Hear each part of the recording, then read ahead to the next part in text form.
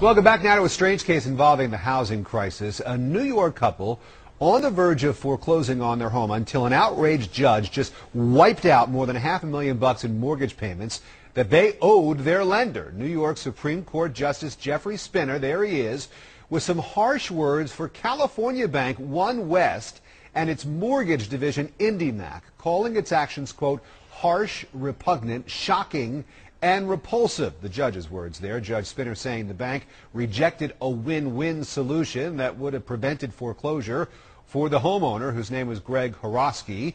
The bank, which took more than $800 billion in federal bailout money, says that it is appealing the decision. Joining us now to talk about this unusual ruling, criminal defense attorney Eric Chase and Fred Tisi, who is a former federal prosecutor. And a little disclosure here. Years ago, Fred used to represent the bank IndyMac. Good to see you both. Thanks very much for being here. Eric, you first. Can a judge just simply do this, just wipe away the money that somebody owes a bank?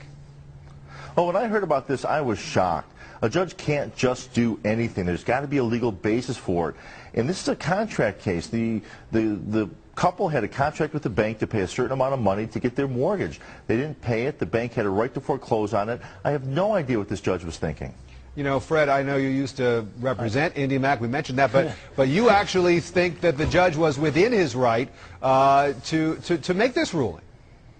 I do, Rick. You know, I learned as a young lawyer that discretion is the better part of valor, and sometimes these banks just don't get it. And in this instance, the judge had repeatedly asked them to come to the table. They had lied to him about the amount of money that was at stake. There was opportunities to get the thing resolved, and they just completely ignored them. And it's right, this is a breach of contract case, but a judge has wide discretion to punish these guys if they're not listening to him or if he feels that they've been deceiving. I mean, he called them opprobrious. I had to look that word up in the dictionary. What and does the it only mean? way these bank, it means I had reproachful, abusive, and contemptuous. I didn't know what it meant. 25 years of practice in law.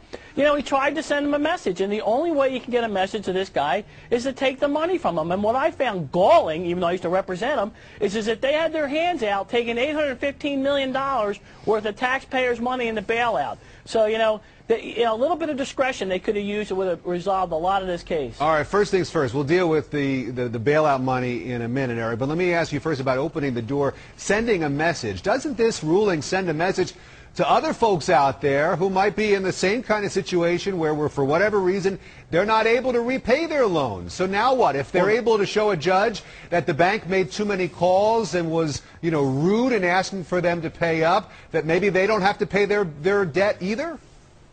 No, you're right. That's the big problem here is you are sending a message, and every homeowner in America who's behind on their mortgage is going to say, hey, you know, if the bank doesn't do exactly what I want them to do, I can go into a court, say the bank's not playing fair, I want my entire mortgage wiped out.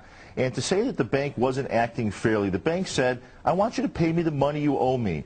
The couple was coming in and asking for a renegotiation. They wanted it changed. The bank wasn't happy with the terms of the change. They said no. They had a right to say no. And about the bailout money, let's not forget that that was a loan. When the bank says to this couple, we want our money, they're saying, in part, we want the taxpayers' money because they're still obligated to pay back the federal government our money.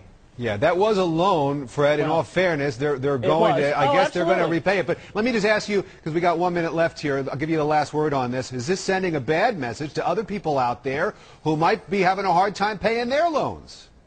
No, you know what? In the law, we say these cases are very fact-specific, and I think this case was very fact-specific. These people, first of all, the mortgage was only $291,000. It was from 20 years ago. These weren't people living beyond their means. They had been paying back the interest and weren't in a position to pay back the principal, and were trying to renegotiate and get a payout so that they could pay for the house going forward. It wasn't like they were just trying to walk away and say, I want a free house. So I disagree. I mean, I think this case was fact-specific. I think the message that the banks should get is, you know, try and work these things out. And homeowners, nobody's off the hook. You know, I got to pay my mortgage every month just like everybody else. And I don't think this case stands for anything different. Well, این پروسس‌های مختلف، سرویس‌های مختلفی که امروز با هم صحبت کردیم، همونطور که قبلا گفتم، ابزار مختلفیه که به ما کمک میکنه سعی کنیم وام شما رو مودیفای بکنیم و شما رو به هدفتون برسونیم. و شاید حتی بیشتر از اون. همونطوری که وقتی شما دکتر میرین، وقتی ناراحتی دارین، پزشکتون میخواد که MRI بگیرین، اکسری بگیرین، آزمایش خون بدین و نگاه میکنه ببینه اینها جوابشون چیه تو اینها چه چیزایی نشون میده، بر اساس اون برای شما تجویز میکنه دارویی که باید بدین یا عملی که باید انجام بده. بعضی از این ابزار به ما کمک میکنه که ببینیم اشکال چی بوده.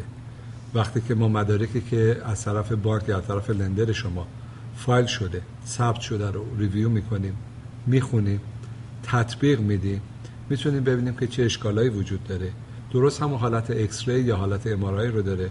به ما کمک میکنه که ببینیم اشکال‌ها چی بوده و از اون اشکال‌ها به نفع شما استفاده بکنیم. تعجب نکنید اگه یک موقعی می‌بینیم دو مدرک که همزمان باید امضا شده باشن، همزمان باید رکورد شده باشن، با فاصله 2 ماه، 3 ماه، 4 ماه امضا شدن، در حالی که از نظر قانونی این درست نیست. و اینها به ما کمک میکنه و بارها کمک کرده که بتونیم به نفع کلاینتمون کاری انجام بدیم و به هدفمون برسیم.